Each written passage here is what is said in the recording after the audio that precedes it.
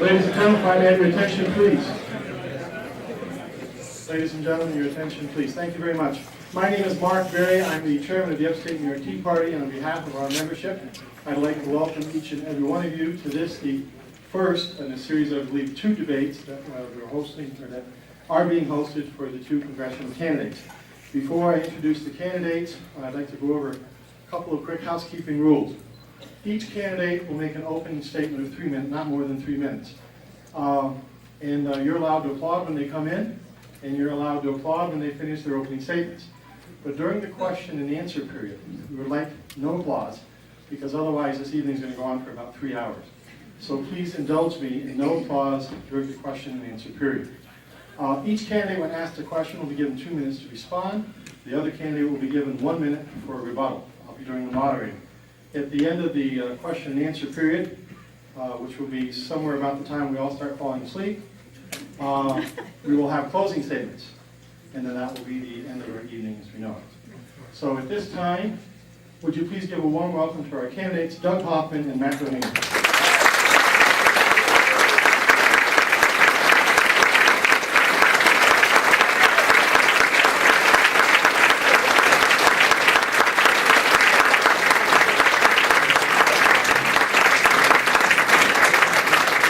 Don't get too comfortable, folks. Ladies and gentlemen, as is our tradition, we begin all of our sessions with a pledge of allegiance to our flag. Please rise. I pledge allegiance to the flag of the United States of America and to the republic for which it stands, one nation, under God, indivisible, with liberty and justice for all.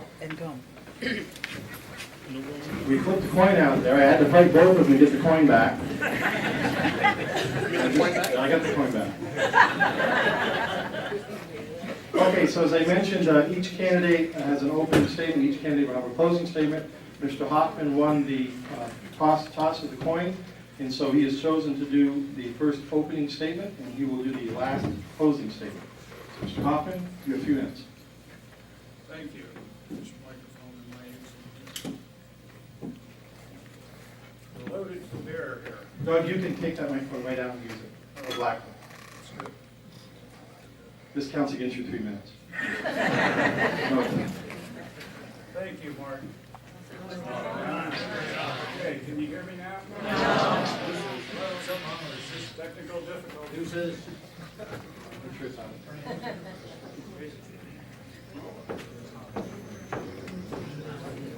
Let's just blame it on Oliver. Yeah. Testing. Must have been his job. Okay, we're down to 2 minutes now. All right, thank you. It's a pleasure to be here tonight. I'm Doug Hoffman. I'm running for Congress because, like most of you in this room, I'm fed up. And I was fed up last year, and we fought a great fight, and we're back this year to fight again because I'm a small businessman. I know how it is with a lot of taxes, government regulations, and what the spending in Washington is going to mean to us. So we all have to stand up and fight back, and I'm going to fight for you. So if you vote for me on September 14th, I am going to fight to make sure that we help the economy of the North Country get back on its feet, and that we give the small businesses the foundation and the ability to hire people and get jobs back into the North Country. So with that in mind, you all know my background. I'm from Saranac Lake. I grew up there. I've been in this district most of my adult life, probably over close to 50 years now, my entire life. And I am here because I know what is going on in the North Country. I have been working with you for all of my career, over 33 years as a CPA. I have over 13 businesses. I have offices from Saranac Lake to Watertown, and I work every day in solving problems in this district. And as your congressman, I will solve them in Washington. Thank you.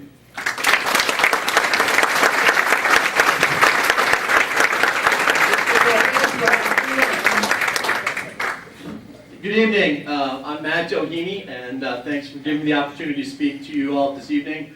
I'm very grateful for many things. First of all, that we're here in America, I'm grateful that you all would spend your time with me and Doug here tonight. It's a great North Country evening out there. I'm grateful that Mark Berry, you and the new Unity folks put the debate together, so let's give Mark a quick round of applause for that. I'm grateful we had 3 great panelists, so Jeremiah, Pat, and Joe, thanks for being here. And heck, I'm even grateful that my opponent showed up. There's one thing that we can all agree on here in this room. In a little over 9 weeks, that we need to send Bill Owens back up here to private practice. That's what we need to do. In 15 days from now, we'll have a Republican primary, and that is the key to turning back the Nancy Pelosi, Barack Obama regime. The reality is, right now, we're overtaxed, we're overregulated, and we have a terrible, terrible, terrible growth of government that's going on every single day. Right now, the reality is that for the first time in American history, moms and dads do not believe that their kids and grandkids are going to live their own American dream, that things will not be better for them. People are worried about keeping their homes. People are worried about keeping their jobs. It's an outrage. We can do better. We will do better. I'm here tonight to give you the reasons why I'm going to help lead the country to do better. I'm going to give you the reasons why you should support me on September 14th. Look, at the end of the day, it's one core reason. I am the only conservative Republican on this stage that can actually win on November 2nd. My opponent is a fine man. Last time out, he failed. He's not going to be able to do it this time as well. I'm the only one up here who's been working his tail off, traveling over 65,000 miles in my truck, all over the 181 towns and 6 cities, understanding and learning people's problems from Oswego up to Rouse's Point, from Ticonderoga up to Messina. The reality is you need to have the depth of understanding of the issues. You need to have the depth of knowledge of the district to go down to Washington to represent each and every one of you. If you give me that opportunity, you give me the chance on November 2nd, I promise you I will be victorious. For those of you who I haven't had a chance to meet, I grew up in Alexandria Bay. Went to public high school in Alexandria Central, which makes me a proud purple ghost. And I got to know the North Country through my entire childhood, playing on the ball fields and the rinks all over the North Country in Central New York. It's that background that went on, that I continued to Allegheny College and then to Cornell Law School. But I've made my mark over the last decade participating in and investing in corporate turnarounds and turning around companies all over the country. That was my background. That's the type of knowledge that I'll bring down to Washington to you. So at the end of the day, we need to go ahead and make a statement. Give me the chance at September 14th. I will beat Bill Owens. I'm the only candidate who can do so. And if given the opportunity, we will be successful and we will send a strong message to Nancy Pelosi, Barack Obama, and Bill Owens. I look forward to the debate tonight. Thanks for your time. Let's get on to the questions. Thank you. Thank you.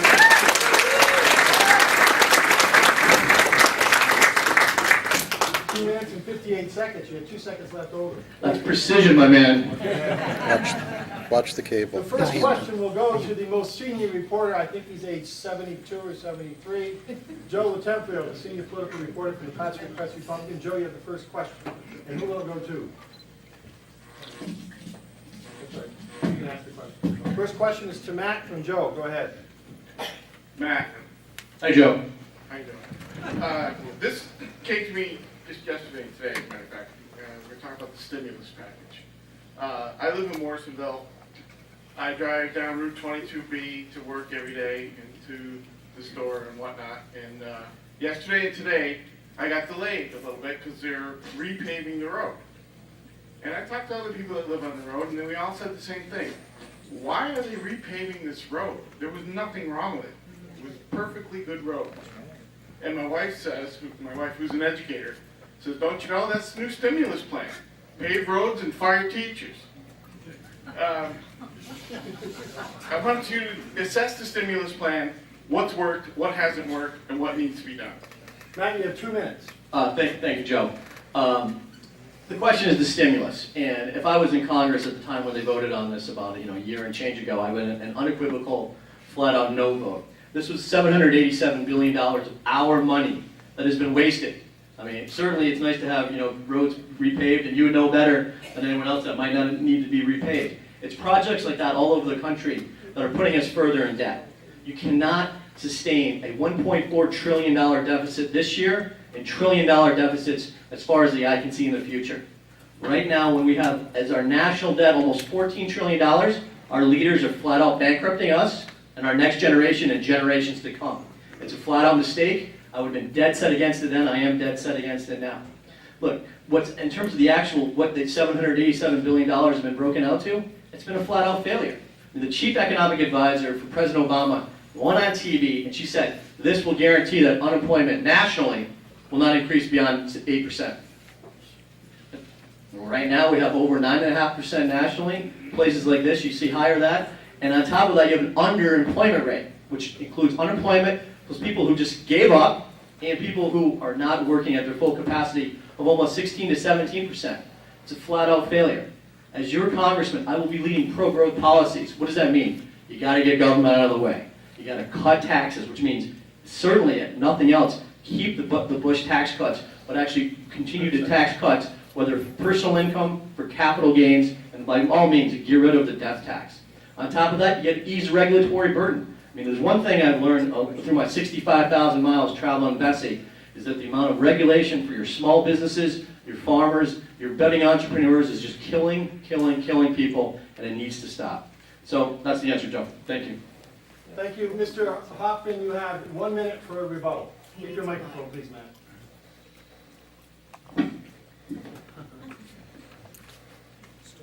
Still don't have one, Mark. Sorry. All right, 1 minute. I agree with Matt, what Matt is saying. I agree even further that last month they passed a $34 billion supplemental stimulus package, even though they didn't call it that, to supplement what they said to put teachers back to work and to help police and firemen. Well, that's icing on the cake, because we all know that all our school districts revised their budget to come into September. So all of a sudden, they're going to be, with the budget set, they're going to have extra money coming in, and what are they going to do with it? Same thing happened with the stimulus last year. I made a comment last year that I saw a school district pave a parking lot in a closed building, and they said as a reason, well, we had the money, we didn't know what to do with it. And that's the summary of the stimulus bill. Where are the jobs? It just didn't create the jobs. I would have been against it last year. I'm against it this year. It's a waste of $1 trillion. What we need to do is cut taxes for small businesses. We need to cut regulations, and that's how we're going to grow the 23rd District and America. Thank you, Doug. Before I forget, first of all, I want to apologize for the microphones. We were promised 5 microphones. We're down to 1 here. So I apologize for that. But also, before I forget, we have 2 other candidates in the room, and I would like to give a quick shout out. Both Dave Kimball and Rudy Johnson are running for the New York State Assembly. Stand up and say hi, guys. Dave,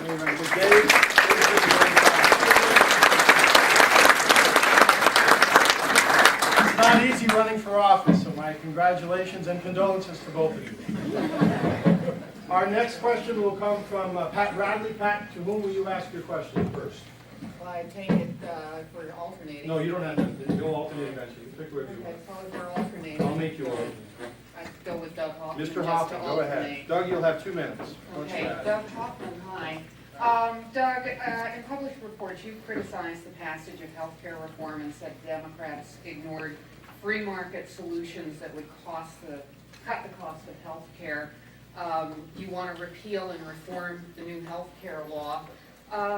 What free market programs would ease healthcare burdens, and what services, and how would you provide for those in need of healthcare services if you did repeal healthcare reform, and would you eliminate Medicare and Medicaid?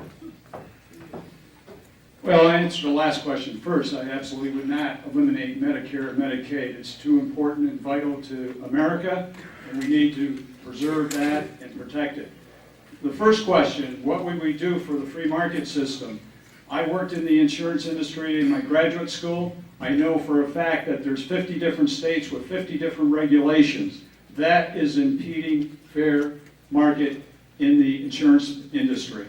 That fair market is impeded because every state that has different regulations rules out competition. There's over 1,300 insurance companies, and if you and I try to get insurance here in the 23rd District, we're lucky to see 4 or 5 companies that will even consider us, and in most cases, maybe only 1 that will take us when they weed us out.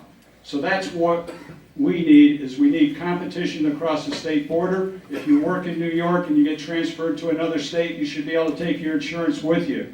And that can't happen in today's world. And that's what we need to do. Your third question was, had to do with, What services and how would you provide for those in need of healthcare services if you did repeal or reform the new healthcare law? well, I've been working for 8 to 10 years on the board of Adirondack Medical Center, one of the major hospitals in the 23rd District. And I can tell you that there's been plenty of progress made in the last 10 years in New York State that has been providing insurance to the people that can't afford it, especially for the children of people that can't afford it, and that's a great program that New York has. We also have on the Adirondack Medical Center that we're providing millions of dollars in services to people that can't afford it each year, so people are afforded health care when they can't get it through the hospitals, and they're required to do that through the federal government. Thank you, Mr. But if Hoffman. Thank you very much. were to reform it, we'll tell you later. Please, no applause. A 1-minute rebuttal from Mr. Doheny. Matt? So, in no order of importance of your questions, I would not care. The difference is that I would go ahead and cut to the fraud. You know, there's been reports by the Congressional Budget Office that almost 10% of every dollar that you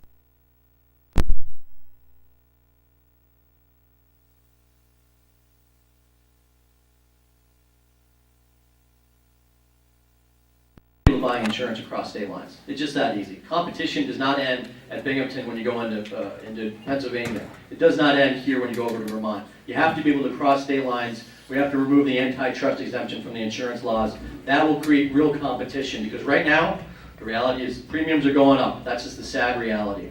Lastly, I've actually visited every single hospital in this great 23rd Congressional District, and even some outside the district. This is the key issue. There's two things that people are definitely concerned about: cost and keeping and retaining doctors. That is what, as your congressman, I will be doggedly pursuing every single day as your congressman. Thank you very much, Mr. Hoffman. Excuse me, Mr. Doheny. The next question is from Mr. Papineau. Your choice of candidates, Jeremiah. Okay, just to keep the alternation pattern going, we'll start with Mr. Doheny. I'm actually a native Jefferson County resident, so I know a little bit about the growth out there with Fort Drum and whatnot. And with the rapid growth we've had in the past 4 years with the installation, obviously there's a lot of new businesses, both locally and corporately owned, especially around the Route 11 area. And we have Route 11 on this side too. So what would you say would be the key to attracting and retaining new businesses in this region? You have 2 minutes. Region defined As in, well, in this side of the district. Sure. Right, the question is, you know, certainly we've seen a tremendous growth over in the Fort Drum, Jefferson County area, which is where I'm from. Where are you from originally? Carthage. There you go. Proud comment. The answer is threefold. Number one, in terms of what you've already done here, set a great platform over the course of the last decade and a half. You know, the great thing about Plattsburgh is its proximity to Canada and its proximity to Montreal. So what you've done, we want to continue the great growth at the airport to make sure that we have the infrastructure, allow people to get in and out. Number two, we want to make sure that we have a border that will protect us in a national security sense, but will allow the free flow of commerce. Like, there's no secret where you have over 300 companies that are Canadian-based that actually have subsidiaries or operations right here in the area. That's what we need to continue on there. Growing a little bit further out in terms of this side of the district, two fundamental things that I've said every single day when anyone will listen to me. You have to have the basic infrastructure to allow people to come into the area and make sure they can stay and actually have a life and have a small business or whatever their particular American dream they want to pursue is. You got to have cell phone coverage and broadband. At this stage in 2010, it is a fundamental, absolute infrastructure necessity. It's a tragedy waiting to happen whether you come across Route 3 or parts of Route 11 that you don't have cell phone coverage. It's a negative impact to growth, equally speaking, on the broadband side. You know, I'm sure there's plenty of people who grew up in the area, who love the Adirondacks, who want desperately to be here on a nice September 1st, 80+ degree night, who are sitting in a corporate office park in St. Louis or Cincinnati. Said, I want to be back at home. I want to be back in the Adirondacks. I want to be up in the North Country. But you have to give people the opportunity to go ahead and plug into the 21st century. Cell phone and broadband will give us a big step up there. And on top of that, again, we have a tremendous resource with the Canadian border and the proximity to Montreal. Grow the infrastructure, grow the airport, grow the opportunity for Canadians, and you will see a continuing tide of employment. Thanks. Mr. Hoffman, you have 1 minute for a rebuttal. Okay, everything that Matt says is true and we have to work on, but I want to point out that I'm the only candidate that has actually created jobs in the 23rd District. I'm the only one that has been here for 33 to 40 years, working and helping people create jobs. I've been a community leader, and I know what it takes to make a business successful in this area. I've helped over 400 clients be successful and over 1,000 people in this district, and all the way from the east to the west.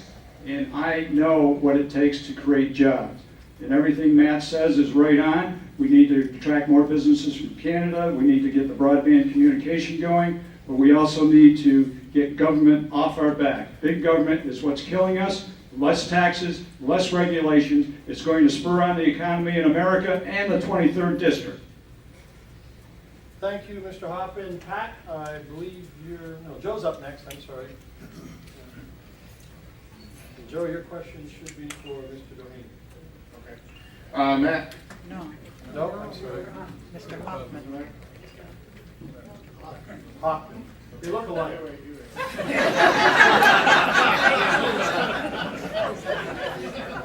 Doug, as everyone knows, agriculture is a big component of this district, and we always hear about how farmers are not getting enough money for their milk and how tough it is for them. What do you know about farming, and what would you do to help these guys? 2 minutes. All right, Joe. Please don't tell me. Okay, we're back on. Joe, my wife's family ran a farm for over 100 years. They were dairy farmers for 40 to 50 years, and they got squeezed out of the business. And I know what happens. And I know that we need to help our farmers, we need to help our dairy people solve the difficult problems they have. They have 4 or 5 different problems that are keeping them from being successful and getting a price that will equal what it costs them to do. We have the Chicago commodity market that can be manipulated. We have supply and demand. We have the fact that we have powdered milk coming in from from international and from China that isn't even considered milk until it gets here, and then it's made into milk products. And all that hurts the farmer. And when the retail people can get a fair price, we need to help the dairy farmers get their fair price. I'm a conservative. I believe in the fair market system, but I also believe in fair play too. And the farmers aren't being treated fairly, and the bigger conglomerates are driving the smaller farms out of business. So we need to work together with the farmers in the 23rd District, and we have to help solve their problem and keep them in business. Thank you. 1 minute, please, Matt.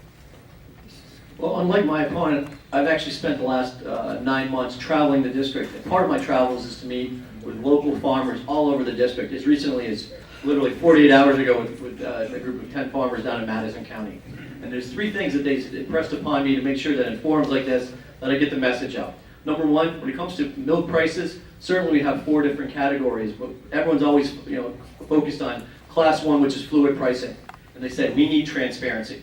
Right now, you only get weekly updates in terms of actually what the price of milk is. It's crazy.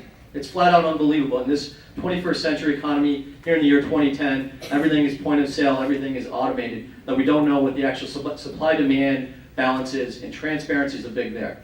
Number 2, the regulations from environmental and labor are killing these people. They said, please go to Washington and help me out. And third, look, these farmers are just getting by. Some are larger, some are small family farms. The one message they print upon me is that they're land rich, and when some point they pass away, they want to make sure that we get rid of the death tax. We need to make sure that family farms, or any business for that matter, can stay in people's hands that they want to, and not have this arbitrary tax imposed only upon death. Those 3 things will go a long way to helping our farmers all over the 23rd. Thank you very much. Next question, Pat. I believe you're going to... Mr. Doheny, I believe. Matt Doheny, in 2004, you were cited and arrested twice for boating while intoxicated in the same month. In 2005, you were sued for rent evasion. Why should we trust your judgment as a congressman, even though those did occur several years ago? Thanks for the question. To clear up the record, certainly I had two civil sightings of BUI 6 years ago. I was the one that brought it to light to the media. I wanted to make sure that everybody knew that about myself. I've been full and transparent. I'm very embarrassed by that episode. I'm regretful for it. I can assure you it's never happened since, nor will it happen future. The rent was merely a simple mistake that I was traveling extensively, and I can assure you I can pay my rent. So that was really just a blip on the radar screen. The reality is that you need to judge people by the overall character of what they bring as a totality of the experience here. I'm a person, I've accomplished a great deal in my young age. Why? Not because I had any advantage growing up. The two advantages I had were number one, being born American, and number two, having great parents who instilled a sense of hard work, discipline, and fun in my life. And they said, if you can go out, you can do whatever you want. And that's a big reason why I'm putting my life on hold and running for Congress. I want to make sure that people who have the same opportunities that I have to live their own American dream. And right now, what's going on with Pelosi, Obama, and unfortunately, our Congressman Bill Owens is right there with them. That is not happening right now. So that's why I'm doing what I'm doing. But if you look at my totality of my record, I think people will be quite comfortable that you can trust me, and I will be, I can assure you, the hardest working congressman down in Washington, D.C. Thank you, Mr. Doheny. Mr. Hoffman, you have 1 minute for a rebuttal. I'm not going to answer that question. I think that's up to the voters to decide. But since Matt has taken 2 shots, I'll get back on this. Matt, you can't learn about the district in 7 months. I've been here for almost 40 years, and I work daily with the district. I know what's going on. I don't have to visit everybody and everybody around, hear what they say, and reiterate it. I've worked here. I struggle with the people in this district to make a living, to earn a living, to make businesses survive. I have employed people. I have started businesses. I've kept my children in this district by starting businesses so that they can live here and we can enjoy seeing them around. And we all know that's the problem up here is our kids grow up and they're gone because there aren't jobs. Well, I'm the person that, and the only person here that can help create jobs in this district and have done it. I've been a community leader, and as a community leader, I've helped to create jobs, all the way from the Olympic Committee to the Adirondack Economic Development Corporation, to North Country Community College, to the Adirondack Medical Center, the Boy Scouts, and everything you can name. I've been helping my community, Thank you, Mr. and I've been Hoffman. giving back. Thank you, Mr. Hoffman. The next question is from Mr. Papineau, and I believe it is of Mr. Hoffman. Now, many of the upstate New York smaller rural hospitals have fallen on some hard times in recent years, obviously, led to reduction in services in rural areas and consolidation of healthcare services in large urban medical centers. What do you think is, in your opinion, can be done to help these rural community hospitals survive in this economy? Well, working as a volunteer on the Adirondack Medical Center on their finance committee and on their board, I can tell you that it is very difficult for the rural hospitals to survive up here. They're hit from all directions, from the state to the federal, to insurance companies cutting back, from Medicare and Medicaid cutting back. And now we have the health care law that was passed by Obama, supported by Bill Owens, that's going to devastate the hospitals in the rural area. We have to repeal and replace that law, because I know as a member of that board that we've estimated $1 million loss per year for the next 10 years. That's $10 million. We're barely making that type of profit to reinvest into capital equipment and keep the hospital going. What's going to happen to the lesser hospitals, the smaller hospitals that are having a hard time breaking even, let alone make a profit? The healthcare bill is going to put rural healthcare in jeopardy, and that's another reason why we have to repeal and replace that, because we can't afford to have the people in the 23rd district have to drive 50 to 100 miles to get healthcare and emergency care. We have to have it right in their neighborhood and available to them, and we have to keep these rural hospitals alive. Thank you, Mr. Doheny. You have 1 minute for a rebuttal. Certainly I agree with my opponent's statement. The number one challenge is always funding for the hospitals. Again, I've visited every single hospital, and so my opponent can make light of that and sit idly by, whether it's in Lake Placid or Saranac, when you're actually supposed to go out and learn the issues and actually talk to people you'll be representing. That's for him to decide if that's a good strategy or not. But through that, I've learned 2 things in terms of visiting every hospital. One, the funding issue. You can't go ahead and have $500 billion cut through the Healthcare Reform Act, and it's not going to have a disproportional impact on all our hospitals all over the 23rd. Number two, and this is an equal challenge, they're worried about the recruitment and retention of doctors. And so what I'm definitely worried about in terms of this Obamacare bill is that we are not going to have our talented, our best and brightest young men and women going to become physicians in whatever specialty and going ahead and saying, you know what, I want to live in Lake Placid, Saranac Lake, Watertown, Oswego, or Ticonderoga. I'm worried about that, and that's why I'll repeal the bill. Thank you. Next question is from Mr. Rotemplio, and I believe it will be of Mr. Doheny. Did I get it right this time? Yep. Thank you. Matt, federal funding of stem cell research has been very controversial. What's your take on that? Well, certainly what's happened recently is we've had a strange court order. For me, the stem cell, President Bush in 2001, I think, got the policy right. He said, let's continue on with the 21 lines and continuing the research. But number one, we should never have federal dollars going for any type of embryonic cell research practice or other research practice that would be barred by any type of bill. Number two, you think about, certainly, we have these adult stem cell lines that have actually been producing quality research, quality results. We need to continue that, but certainly not by federal funding of dollars and not by creating new ethical challenges. Mr. Hoffman, 1 minute for a rebuttal. I am the only pro-life candidate for the 23rd district. I will fight against anything that has anything to do with ending life. And stem cell research has to end. The research is fully developed with adult stem cells. Everything that's been developed so far has been successful from adult stem cell research, and that is the way to solve the problem. We cannot have anything that's going to end life, and I am pro-life. Thank you. Our next question is from Pat Bradley. Go ahead, Pat. Yep. I guess it's for Doug Hoffman this time. Doug, in your first run for this congressional seat, you raised millions of dollars, received endorsements from national figures, but in this campaign, the national and regional endorsements have been lacking, and you've even had to loan your campaign at least $100,000 based on the reports to the Federal Elections Commission. How do you account for the lackluster fundraising and loss of endorsements both regionally and nationally? Well, I disagree with you, Pat. I have had national endorsements this time. I've had several conservative organizations like Concerned Women of America. I've had Freedom Works. I've had the Conservative Union PAC, which is the National Conservative Party, endorse me. And I've had the New York State Right for Life to endorse me. I've had Mike Pence endorse me, Tom Cole, and a lot of national figures are still behind me full and helping me out. On the fundraising side, I did loan $100,000 to my campaign last year. I loaned $100,000 again this year. Nothing's different. We are the people's candidate. The people are donating. We've probably had over 2,000 to 2,500 people donate to us. The difference is I'm for Main Street, not Wall Street.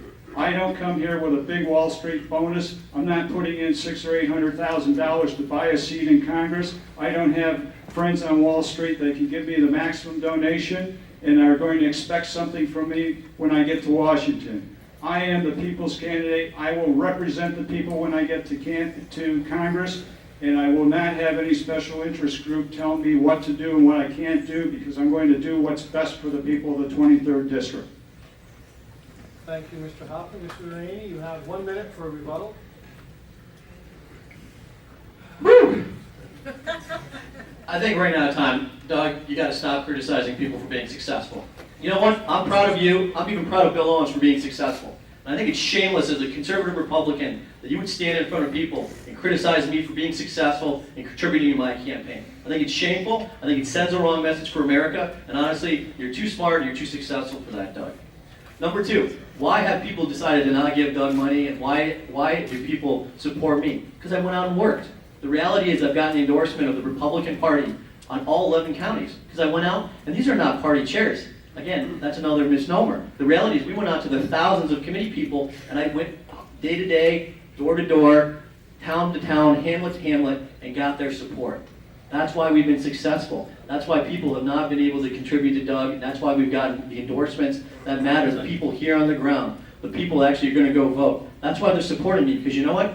They realize that I'm the only candidate, I'm the only conservative Republican that can send Bill Owens back here to practice law. Thank you, Mr. Dynan. Next question to Jeremiah. Okay, this is for Mr. Domini, I believe. This section of the Congressional District has actually had past experience of bigotry when it comes to same-sex couples by groups like Westboro Baptist Church and led by Reverend Fred Phelps. What stance do you have on same-sex couples, and should they or should they not have the right to marry? And also, should you consider this a state or federal issue? 2 minutes. My position on same-sex marriage, as someone who grew up practicing Catholic, go to Mass every week, is marriage, as it was taught by my parents, is between a man and a woman. It's been that way for thousands of years and should remain that way. So I'm dead set against gay marriage. On top of that, in terms of whether it's a state or federal issue, as a true federalist, someone who believes in states' rights, it actually is a state issue that should be dealt with on a state basis. But, to be very clear, it should be dealt with in the legislative body, not the judicial. We've seen a terrible result in a federal court recently out in California. We do not need federal courts tampering with states' issues, and those state legislators should be voting against having same-sex marriage. The reality is that this has been baked into our Judeo-Christian values over the course of the past thousands of years, and certainly been updated through the plurality that we have here with many different religions all across this great country. It should stay that way. Thank you. You'll notice our helper here, it's Brian Mann, he's from Public Radio, probably the most intellectually gifted reporter that I know, no offense to the rest of them, and I've got a moving microphone. Would you give him a hand? Thank you, Ron, I really appreciate it. Mr. Hoffman, you have 1 minute. Okay, I agree with Matt, what Matt says. I think that marriage should be between a man and a woman, and that's the way it should be. We need to preserve that. Getting back to the last question, Matt, the fact that I'm running 32% ahead in the polls shows that the people are supporting me. I think that the fact that you keep saying that I have been around the district, my car is showing over 40,000 miles on it. The problem is that I've been going and dealing with the people, meeting with the people, getting their support, and I have the support of the people of the 23rd District, and that's why I'm going to win in September 14th, and that's why I'm going to defeat Bill Owens in November. And we're going to do it together, and thank you everybody for your support. Thank you very much.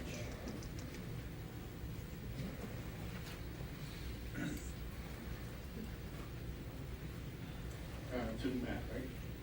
No, Mr. Hoffman. Okay. Doug, in tough economic times, public union contracts are being scrutinized more so, and a lot of people think unions should be foregoing raises. What do you think about that? And what do you think of the benefits that members of Congress get, and should those be revised?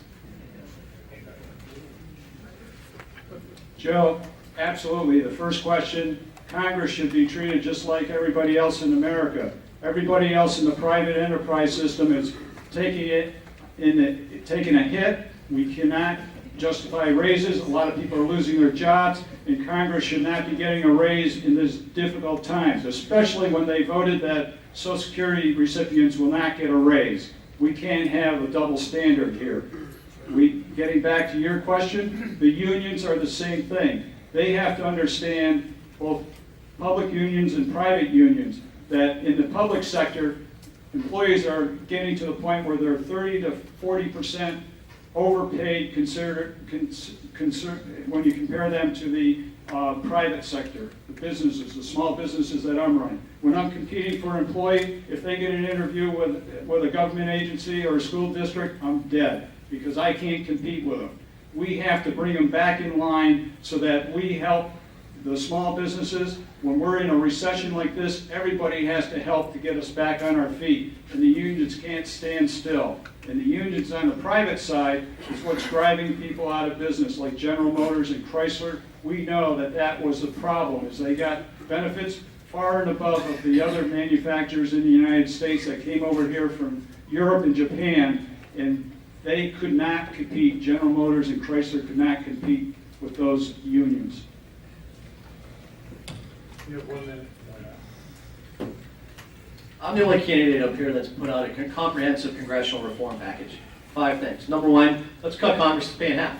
we need to bring back the citizen legislature. There's only 2 ways to do it. Cut pay in half so it's not a great deal down there. And number 2, term limits.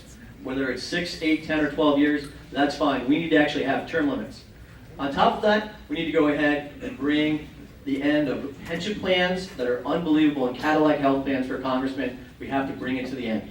And finally, I'm the candidate up here that signed an anti-earmark, no pork pledge. What that means is we need to put an end to earmarking all over the country. I will be dedicated, erstwhile, and dogged to make sure that that terrible practice ends. So if you cut congressional pay in half, you stop the perks of Cadillac health care as well as pension plans, you basically bring in term limits, and you get earmarks out of the way, you're going to have a whole different Congress. Again, I'm the only congressional candidate in this district that put forward such a plan.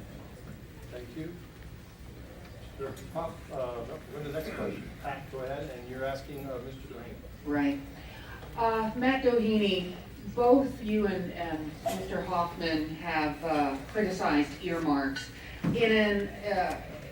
You've been quoted that you would like to see federal funds for core government functions through normal budgetary processes, that you would ensure that the 23rd would receive those. Can you define what those core funds are, if you consider those earmarks, and regarding earmarks, how you would intend to bring federal money to the 23rd for businesses, nonprofits, governments, and agencies that need federal funds? Thanks for the question, Pat. Thanks for getting my position correct. I appreciate that, because unfortunately my opponent has distorted my position. Again, I'm flat out against earmarks. However, when you talk about what that means in terms of being your representative in the 23rd, look, we're talking about the ordinary budget process. Every year, the president submits a process. It goes through the appropriations, the authorization process. I will have a voice. I will work doggedly hard, not for the bridge to nowhere, not for things like the Cornhusker kickback, but for things that actually would be infrastructure. I've already touched on some of the infrastructure already tonight. Those things that actually would provide the opportunity for young men and women to come, to stay in the area, to raise their family, and to have small businesses here. That's what I'm talking about. In addition to the authorization and the appropriation process, is competitive grants. That is the process by which I will go ahead and represent the district. Earmarks and buying votes at the 11th hour, it's flat out wrong, it corrupts the government, and you see the terrible results through the healthcare legislation and many other bills. Thank you. Next question is from Mr. Papineau, and it is of Mr. Doheny. Excuse me, 1 minute. All right, let's get the I'm record not getting straight. paid for this, I want you to know that. Let's get the record straight. I signed the pledge for no earmarks last year in last year's campaign, and it's still effective this year. I took the hit last year when it wasn't popular. I'm a leader. I came up with that position before it was popular. In March of this year in Fulton County, Matt Doheny and I had a debate. That question came up, and he debated me for 15 minutes on that, on why he would take earmarks. And then in the Adirondack Enterprise, he said again that he would take it until everybody else stopped. That's not a leader, people. That's not a conservative. And somebody that changes their views because it becomes popular is not the type of congressman that you want to elect. In March of this year, the Republican Party took a vow not to take earmarks, right around the time Matt Doheny debated me for 15 minutes on why he would. Thank you. Now it's Mr. Papineau, and a question of Mr. Duhaney. Mr. Hoffman.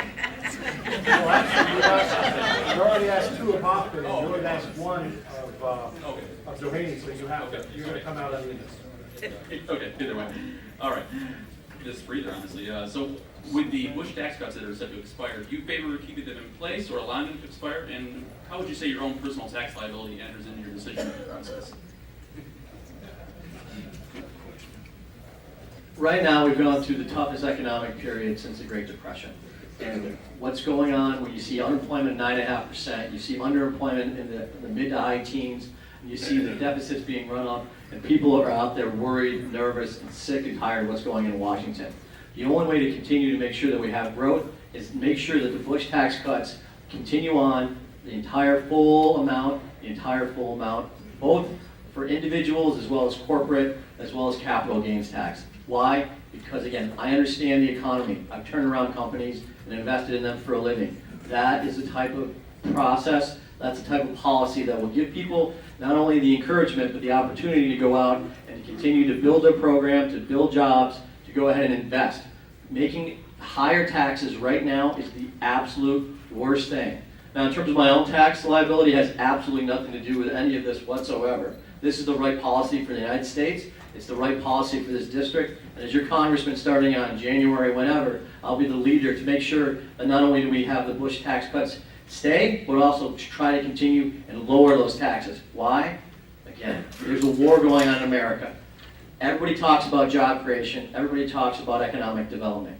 And I'm borrowing, or not stealing, from former Congressman, Vice Presidential nominee Jack Kemp. You can't love jobs and hate the job creators. Right now with the Obama, Pelosi, and Bill Owens folks, they want to go ahead and tax you, regulate you, sue you, and unionize you.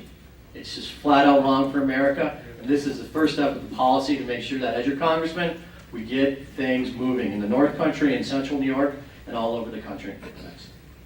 Thank you. I just want to explain, we're trying to fix this so that each reporter asks an equal number of questions of each candidate. So even though you might think they're going out of order, in the end, each reporter will ask 4 questions of each candidate. And I've got all these scribbles on my paper trying to keep track of it, so I apologize if I've confused you a little bit. Having said that, I believe we ought to rebuttal. Exactly, Matt. What we have going on is that if the tax cuts are not extended after 2010, we are going to collect $1 trillion more from the American public over the next 10 years. That's $1 trillion more that can't be reinvested into business, that can't be spent for consumer goods, that won't help the economy. The Democrats in Washington just don't get it. They want to spend and tax us to death. They want to regulate our businesses. And as the only person that has created businesses and jobs in this district and worked with over 400 businesses on a daily basis in this district, I know that if the Bush tax cuts go away, we are going to kill the businesses in the North Country in the 23rd District, and that's not going to help us create jobs. We need to extend those. Thank you. Next one is Joe, I believe. You can pick either one. Doug, sorry. Are we doing the right thing by leaving Iraq now, and do we need a timetable for leaving Afghanistan? 2 minutes. Well, I guess you have to qualify that. We did pull out the combat troops. We still have over 50,000 troops in Iraq. Their situation is okay now, but if it turns around, we need to go back there and keep our position strong in Iraq. At this point, it looks good. Let's hope to God that it stays that way. In Afghanistan, to answer your question on that, we have to stay there and keep the job going. We would rather fight our enemies on their soil than not fight them there and have them come over here and fight. That's why we're there in the first place, and we have to keep the fight going over there, and we have to support our armed servicemen and women fully, because they're doing the job for us, and they did a great job in Iraq, and congratulations to them so that we could pull out those combat troops. Matt, you have 1 minute. I agree with Doug. I think that the timetable in Afghanistan to leave is flat out the wrong policy. But again, Doug, I want to hold up in my left hand the no pork pledge that I signed. So I really do think that you need to stop misrepresenting, and I'm using the kindest word possible there, about my position. It's not right. On top of that, Doug, there's only one candidate over in this dais right now who actually takes interest, i.e. money from his campaign donors. That's Doug Hoffman. He's already kowtowing to special interest. He's already actually trying to make money from his campaign donors and actually taking interest from them. He's lined his pocket with other donations, with other reimbursements for his own businesses. It's flat out wrong. It's wrong for this district, and I'm the only candidate who will stand up and say no to that. Thank you. Thank you, Mr. Brown. The next question is from Pat. Pat, you can ask either candidate. Well, since Doug just had a question, I guess I'll throw one at Matt Doheny. Matt, in an interview with Jude Seymour of the Watertown Daily News, you said the whole construct of Social Security needs to be rethought. What do you want to do? With Social Security, I want to make sure that it remains solvent and actually will be there so we can live up to all the promises for everyone who's actually paid a single dime into the system. I mean, right now, when we have this year where the outlays of Social Security are greater than the money coming in, we have a terrible problem. I mean, right now, the president put together a Social Security, bipartisan Social Security Commission. I mean, we'll see what happens, later on this year, what they come back with. But the reality is we actually have to make sure that Social Security, which is a great program that provides resources and money for our seniors and for future seniors, and that's been working since 1935, actually stays solvent and goes forward. Right now, you look at the numbers, it's going to go bankrupt, if not already. And we have to make sure that Social Security, number one, maintains the benefits for every single person who's getting benefits today, but number two, is restructured in a way to make sure that people my age, I'm 40, and people who are 20, who are just starting to pay into the system, will actually make sure that Social Security is solvent in there when they get, and they get older and get to the point where they're going to go ahead and retire. That's what we need to do. Thanks. 1 minute, Mark. We have to protect the Social Security system to make sure that the people that have been promised get what they promised and are retired now and get their payments. We have to agree, I agree with Matt, it's going to be a bipartisan solution, and we have to work on it together, and we have to work together. Now, Matt, to get back to your last comments there, you know damn well that the FEC report requires you to itemize and list all campaign expenses. For you to sit there and question whether I did it right or wrong, you're just being fast and loose with the truth. You know that that's required. And if you want to start throwing stones, people that live in glass boathouses shouldn't be throwing stones. And I say that, I was quiet on the comment regarding to the BWI, but the way you treated those officers is just unacceptable. Thank you, Mr. Hoffman. Your time is And up. rude was not acceptable. Thank you. The next question is from Mr. Papineau of either candidate, Jeremiah. Okay, well, we'll try to lighten the mood a little bit here. Should be easy.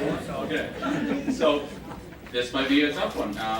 What's one good reason why you would vote for your opponent?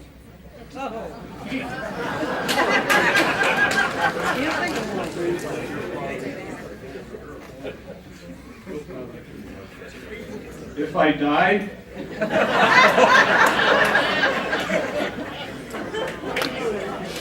seriously, Matt's a terrific guy. I think that his heart's in the right place. But to have somebody that has come back after 20 years on being away from here and think in 7 months he can learn everything he needs to help the district, I find that hard to accept. We need somebody that's one of us, somebody from Main Street, somebody that has been here, has struggled with us, that knows how to create jobs, knows how to start businesses, knows how to help solve our problems, and will go to Washington and represent us and do a great job in Washington. And I am the only conservative in this race, and I'm the one that can do it, that will fight for the problems that we have, for the values that we have, and I will help to stop the runaway spending, cut regulations, and cut taxes. Mr. Duhaney, you have 1 minute. My answer is going to be clearly much kinder than Mr. Hoffman, so I don't think I need to die to say nice things about Doug. Like, he's a great family man, but also, just like myself, he is a great example of the American dream. Neither one of us grew up in great means, but you know what? We had the ability, the hustle, the drive to go out and make it happen. So I applaud you, Doug. That's why I lectured you before. Do not be a class warfare person. Embrace everyone's success, because you know what? I will hope every person in this room, your kids, your grandkids, have the same amount of success that Doug and I both had. And including, you can even throw Bill Owens in there. That would be the reason. But look, the reality is that Doug can keep pointing that. I'm from the North Country, for God's sakes. I spent my entire life growing up in the North Country, playing in the rinks, the ball fields. I understand the difference between Ellenburg and Ellisburg. I understand the difference between Beekmantown and Williamstown. This is where I'm from. And see, talking about 20 years going away, that's just flat out incorrect. I was a person who commuted every single week back and forth over the course of 7 years. I know the North Country, and you know what the reality is that Doug can blow off what I've done over the last 9 months and 65,000 miles, but I can assure you it's going to pay dividends, and I need your help on September 14th. Thank you, Thanks. Thank you, Mr. Doheny. Next question is from Mr. Lotempio, and you must ask it of Mr. Doheny. You know what Michigan is?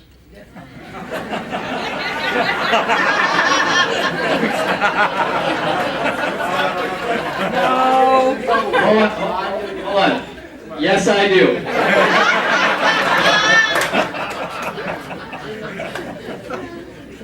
All right. Can't control the media. It's been my problem from day one. Isn't that the point? Yeah. This question about the Tea Party, and this comes from Mr. Grady, Mr. Berry. So, I'll blame him. has the Tea Party been good or bad for America, and specifically for this district? The Tea Party has been unequivocally good for America and for this district for one simple reason, that it's the energy, it's the ideas that have brought the Republican Party and conservatives out of the doldrums. I mean, we were hit rock bottom on November 3rd, or November whenever it was in 2008 when President Obama got sworn in with a majority not only in the House but also the Senate. The Tea Party has been part of it to revitalize. And again, I want to applaud Mark Berry and all the folks of UNYTEA here. And I want to applaud you for two reasons. Not number one, providing the energy and the leadership on ideas, but also number two, like Mark has said, you guys are going to support whoever the winner of the Republican primary is. And that is the intellectual and honest right answer. You know why? Because we're competing. There's over 156,000 registered active Republicans in the 23rd district. That's enough of a sample to see who should go forward and make sure that Bill Owens gets sent back up home to practice law. So I applaud UNYTEA, I applaud the Tea Party generally, and I applaud you, Mark, for your leadership to make sure that we have the right answer on November 2nd, and to help me out and make sure we send Bill Owens home. Thanks. Thank you. Mr. Hoffman, you have 1 minute for rebuttal. I applaud UNITY and the Tea Party. I think that the movement has come around. The silent majority of America is waking up, and we're fed up with what's going on, and we're going to fight back. And we're going to fight back against more government regulations, spending out of control, deficits that that's going to add to the debt that our children and grandchildren can't pay back, and taxes and taxes and taxes. We are standing up for a cause, and look around this room for the people that are Tea Party members. We are America, and we are fighting back, and we're going to take back America. And I can do it for you. Vote for me on September 14th, and we will defeat Bill Owens together. Thank you, Mr. Hoffman. The next question is from Pat, and it has to be of Mr. Hoffman. Okay. Your opponent, at least his spokesperson, has complained that you will not debate outside your sphere of comfort, specifically in the western part of the district and the Watertown area. There is a debate scheduled in Saranac Lake on the 7th, but that's in the eastern sphere of the district. There are no debates currently scheduled in the western realms prior to the primary. I'll basically ask the question that I hear from a lot of people just on the street. A lot of people say, you usually hear that scheduling conflicts. That's not a reason, that's an excuse. What is he afraid of? Absolutely nothing. As you can see, I have no problem debating. I'm here tonight. We are debating. And the people of the 23rd District are finding out who the best candidate is for this district and who will go forward to defeat Bill Owens. With a 32% lead going into the September 14th primary, it's obvious I'm the people's candidate and I can do the best job for you. I am the true conservative. I stood up and fought last year for you and gave you a choice between two liberals, and I'm back again this year to finish the job and go back to Washington. And here we are tonight. We're having a good debate. We're having another one next week. The election is the week after. We are here. Mr. Doheny, 1 minute. Mr. Barry, I yield back my minute to Doug so he can actually answer the question. Yeah. Well, I mean, if both of you agree to start changing the rules, we can change the rules. okay, he didn't answer the, like, I've been very clear. It's an important election. There's only three of us, me, Doug, and Bill, okay? The reality is, I will debate any single time. There's no scheduling conflict for me. Look, I understand that UNYTEA has endorsed Mr. Hoffman. I'm here. I understand that Doug Hoffman lives in Saranac Lake. I'll be there next week. Hopefully it's not going to be in your backyard. Look, the reality is that this district is big. And it's outlandish that we're going to go ahead and have an important election like this and not have at least one debate in Watertown area, not one debate in central New York, whether it's Oswego, Madison, or Oneida counties, or not one down in the Fulton, Franklin, or Hamilton County area. It's flat out outlandish. I don't understand my opponent won't do it. There's been debates scheduled. He's not shown up. Again, the only way to make sure that we truly have the right person who wins this primary is to make sure we have a full and fair airing of the issues, not just in Plattsburgh, not just in Saranac, but all, whether it's up in Messina, Watertown, Lowville, Boonville, over in Oneida County, down in Madison, or in Oswego, or Fulton, or Hamilton counties. It's not fair to those people. It's just flat out not fair. Thank you very much. Mr. Papineau, you have a question, and it must be of Mr. Hoffman. Okay. Obviously, we talked earlier about attracting businesses, retaining businesses in the area, and a big part of that is the people who fill those jobs that run those businesses. And as a young professional myself, the one main question I have for you is, what do you think is the most important things, or among the important things we need to do to attract and retain young individuals rather than having them leave the area? Great question. And what we have to do is we have to fix the economy. We have to fix the economy by doing the things that a true conservative like me will do in Washington. And somebody who has created jobs, has created business in this area, I know that the government regulations and the high taxes is what's impeding growth and development in the 23rd District. And that's where I'm going to be fighting the hardest. And once you have opportunities, you're going to keep the young people in this district. You're going to give them job opportunities, and you're going to give them good opportunities that are going to be better than just minimum wage. We have to do that. Broadband communication can bring in good jobs like that will develop high-tech and marketing jobs and sales jobs and development jobs that we need in this district to revitalize the economy, put our kids to work, keep them here so that we can enjoy them and they're not around the country and around the globe and we don't get to see them all the time. I do enjoy seeing my children and my grandchildren because I did create businesses that would keep them there. I have helped create businesses with the Adirondack Economic Development Corporation and with all the other organizations as a community leader that I volunteered for and have helped over the last 35 years.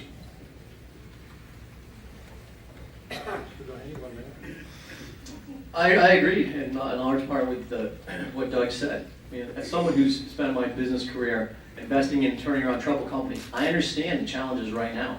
I understand the challenges both on the federal side as well as down here on the local side. We have to make sure that we have the infrastructure and the right policies so that people, whether they grew up here, come to school here, and one of the great assets we have all over the 23rd District is the great universities, everything from Plattsburgh State down to Colgate in Madison County and Jefferson Community College over where I'm from in Watertown.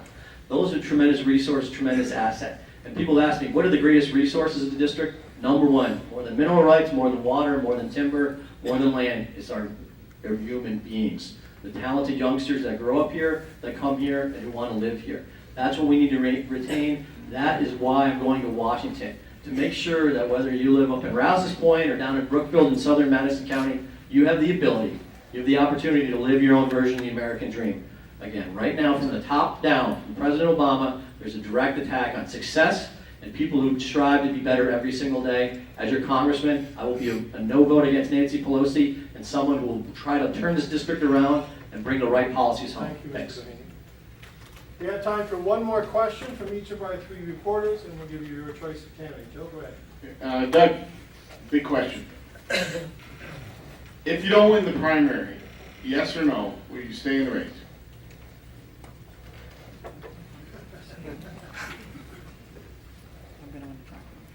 I will win the primary. I am 32 points ahead at this point. I am going to fight like I'm losing, and I'm going to keep the support that I have of the grassroots people, and I plan to win the primary. And when I do win the primary, I'm going to reunite the Republican and conservative parties. The Conservative Party is very important for Republicans to win a race in the 23rd district. That has been proved over and over and over again.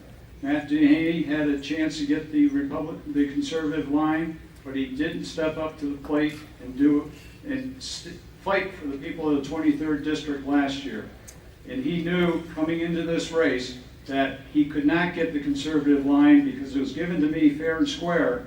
And people think that I'm the spoiler because I say I'm not going to get out of the race. Well, people that get on the conservative line have to stay on the conservative line once they take it. And when Matt tried to get it this year, he knew that's the way he had to take it. So the spoiler in this race is Matt Dehaney because he's trying to get the Republican line, knowing very well he can't get the conservative line. Mr. Dehaney, you have 1 minute.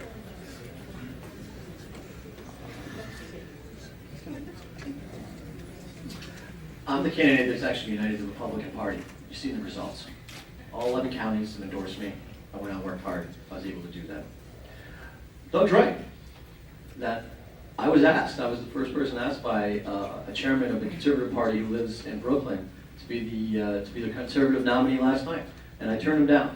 Not because I don't think the world of Mike Long, not because I don't think the world of the Conservative Party, because I'm a man of my word. I was taught from day one from my mom and dad, you're a man of your word. I support it, just like Doug said I was going to support whoever the nominee was last time. I lived up to my word. I don't penalize Doug for that, but please don't penalize me for living up to my word. And look, at the end of the day, it's about competition. So you asked the question, Joe, yes, I'm going to support whoever you pick. Again, there's almost 160,000 Republicans.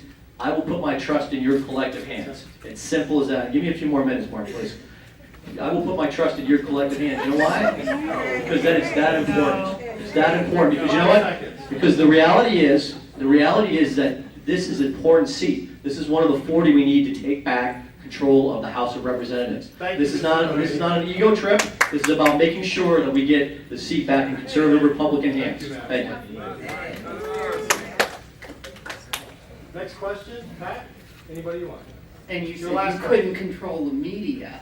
If I had a microphone, I'd do a lot better. I'm going to follow up on Joe Latemplio's question to Doug Hoffman. Doug, the poll that you cited was a poll done by your campaign, for your campaign, paid for by your campaign, and most pundits really don't put much, to that poll. No other polls have been done, so we really can't be sure if you're actually the 32 or 34 points ahead that you actually cited. Therefore, if you do not win the primary and run on the conservative line or as a third-party candidate, whether it's you or Mr. Doheny that runs as a third-party candidate, how do you justify pulling votes away from your Republican opponent and possibly giving the district again to Bill Owens? Right. Mr. Hoffman? My objective, as everybody else's objective, is to get Bill Owens out of Congress and get him back here because he's on the wrong side of the fence, and we all know that. And I'm going to do everything in my power to make sure that happens this year, and that's why I'm working so hard at it. My opponent keeps saying that I'm not here, but my opponent doesn't see me because all he's doing is going around and seeing the party bosses and the party insiders. I'm an outsider. I'm from Main Street. I'm one of you. I'm standing up to fight, and the people have rallied around me. As far as your question goes, Pat, these are the same people that were doing my polls last year. They were right on all the time, and they're right on this year. And we know that, and we haven't seen any other polls come out that says anything different. And I'm very trustful that the people are behind me, that by me working hard right up to the end, and that includes going around the district, which my opponent is trying to say I don't do. I have been around the district 40,000 miles on a car. I've been around the district. I've been meeting with the people, not the political leaders. I've been meeting with the people, and the people are supporting me, and they're going out and getting more and more people to support me, and that's why I'm 32% ahead. Mr. Doheny, 1 minute, please. My mom always taught me you get what you pay for. I have no idea if the poll's right or wrong. I will trust the voters, and that's the only poll that's going to matter on September 14th. All that other stuff is at this point just flat out irrelevant and if not garbage. Look, what we have right now is a classic choice. I also have a third party line. I'm the endorsed nominee of the Independence Party. You don't see me up here sleight of hand talking about this end of the way. I'm going to go flat out support whoever the nominee is. I did it last time. I lived up to my word. You can trust me again to live with my word. The reality is that, like what Mr. Hoffman's been saying, I'm actually going to win. Why? Because every single time I get a chance to compete, we're successful. Every single county endorsed me. The Independence Party endorsed me. The reality is that there was no competition for the Conservative Party. It was given by one single person who lives in Brooklyn, New York. That is truly the party boss. It's not the people and the hard-working thousands of people in the committees that I met and became my supporters. It's the one person in Brooklyn, and that is where Doug's support is. He is actually backed by the true party boss. Thank you, Mr. Doheny. The last question goes to Mr. Papineau, and he has his choice. All right, the last alternation again with Mr. Doheny. Every week my office receives press releases regarding illegal entries at the U.S.-Canada border, and being that's been called the largest unsecured border in the world, what would you say would be your position on what can be done to increase security and keep out potential illegals as well as the potential terrorist threats that come to be out there? 2 minutes. It's true. I mean, if you start in terms of our U.S. border, whether it's up in Rouse's Point all the way through Franklin, St. Lawrence, and down to Jefferson County and Cape Vincent, we really do have a part of the most unguarded, largest border in the entire world. And we need to make sure that bad things that are happening. Part of my district travels, I've been up to Franklin County. I understand the porous nature of what's going on, and met with local officials, including the district attorney up there, to understand what's actually happening on the ground. I mean, it's scary. The amount of drug trade and other illegal activities going on there has to be stopped. We need to do two basic things. Secure the border with more resources. Now, I'm not here as your future congressman to tell you that level of granularity. There's plenty of talented law enforcement and other professionals who can tell you what exactly needs to happen on the ground. I'm going to trust their judgment, but I will make sure I fight for those resources to make sure that we cut off the border, certainly in Franklin County and in part of Clinton County, to make sure that those things that are happening stop happening, drugs, illegals, so on and so forth. But at the same time, we have to be very vigilant. And you know that here in Plattsburgh better than anybody else. We have a border that provides commerce, economic opportunity. Again, number one issue is economic opportunity and jobs. We can't make sure we kill the golden goose trying to protect ourselves. We have to have a sensible border policy that keeps bad things from happening, keeps out the illegals, keeps the drug trade out and somewhere else, and make sure we have a flow of commerce so that those 300 companies that have subsidiaries or operations here in Plattsburgh from Canada continue to grow. We don't want them to stop, send things down to Texas or Florida or Carolina. We want to make sure that they continue to grow, not only in this part of the world, but also in the western part of the district as well. So it's a real challenge, and I've been on the ground, I've seen it, but the reality is we have to commit resources, and look, we can do this. We can flat out do this, but at the same time, we want to make sure the economic vitality of the region stays. Thank you. 1 minute rebuttal from Mr. Hoffman. My son is a decorated trooper operating out of Tupper Lake, and I know what you're saying is true. They do get across the border. But what Matt is saying is also true. We have to have a secured border, but we can't hinder the commerce going back and forth. The tourism, the trade, the services, and the goods going across the border have to continue to come across. People have to feel free to come across. I've had clients complain to me that they've been detained at the border for questioning. In some cases, people that live in our area that are not American citizens are not allowed back in. But we have to have strength and security at the border, but we have to make sure that the people that shouldn't get in don't get in, and make sure that the people that want to come in and spend their money here come down here because we need it. Thank you. At this time, we're going to move to the closing statements by toss of the coin. I believe Mr. Hoffman opted to do the last closing statement. So Mr. Doheny will do the first closing statement. Well, again, thank you very much. I truly appreciate and grateful that you'd spent part of your great summer evening here with us. It's been very entertaining and helpful, and I will leave you with a few final thoughts here. Look, the reality is, and first of all, I want to thank Unity, Mark Berry, and our panelists, Joe, Pat, and Jeremiah. Thank you very much for your time and the great questions. You guys obviously did a lot of homework here. I think what's happened over here tonight has been crystal clear, and I just went through my notes. I think Doug and I agree on everything tonight.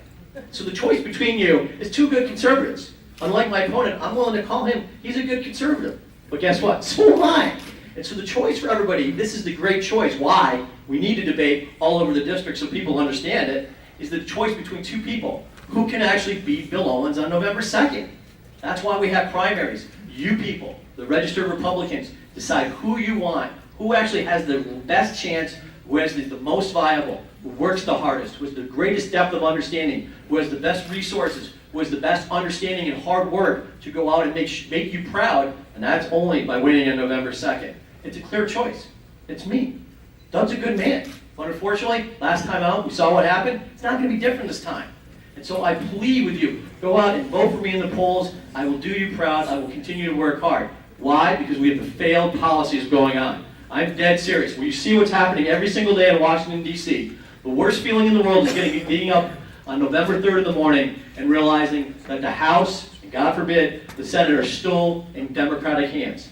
We need to make sure that we send a message to President Obama and get Nancy Pelosi out of that speaker chair.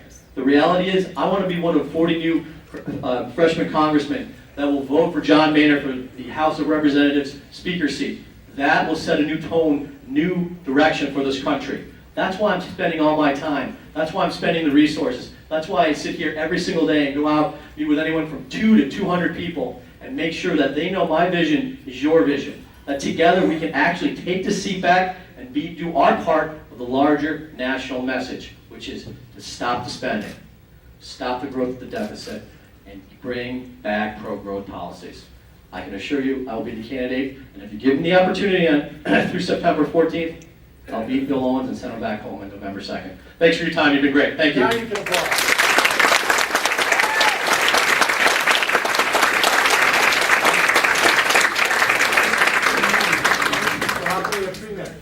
Okay. Thank you, Mark, and thank you, Unity, for hosting this debate tonight, and thank you for the questions. Matt's absolutely right. You have a choice on September 14th. Matt is a terrific man. Matt has a lot of skills to bring here. But the choice is, who do you want as your next congressman? Do you want somebody that has been here for the last 35 to 40 years, working with you, struggling with you, knowing your problems, and trying to solve your problems as a community leader, as a businessman that has created 13 businesses, somebody that has to worry about paying a payroll every Monday and paying the bills at the end of the month, just like you do in your household and the businessmen that are here tonight. I am that person. I have done that. I have the conservative values. I am the only real conservative in this race. I'm the one that stood up and fought for your conservative values last year because the Republicans did pick somebody who was not a conservative, who proved that by endorsing the Democrat in the last moment, and that's the only reason we lost last year, and we will not have that problem this year. I had close to 70,000 votes last year. They will come out and support us this year, and we will send Bill Owens back to where he belongs, and it's not in Congress. Thank you.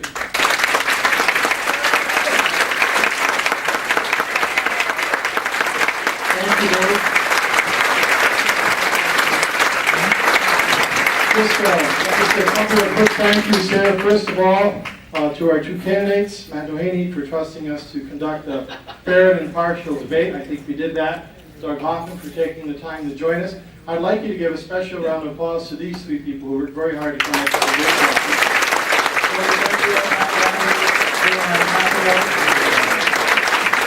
I also want to thank the House for giving me just one microphone. And I'm going to be very, very shameless here and tell you, when we rent this room, it costs a little over $500. There's a very beautiful young lady over there with a basket. If you would like to donate to this, not to Unity, but to the cost of this room, we did this as a public service. We don't have a lot of money, so if you could throw in a couple bucks, I would be grateful to all of you for that. Let me say one more thing, if I may. It's my party, so I get to do these things. There are no tax and spend liberals at this table, except possibly these three, I don't know. And to that extent, it is my hope that our prayers will be answered, that our voices will be heard, and that our votes will be counted, and in November, we will send the tax and spend liberals back home. Thank you for joining us tonight. We appreciate it.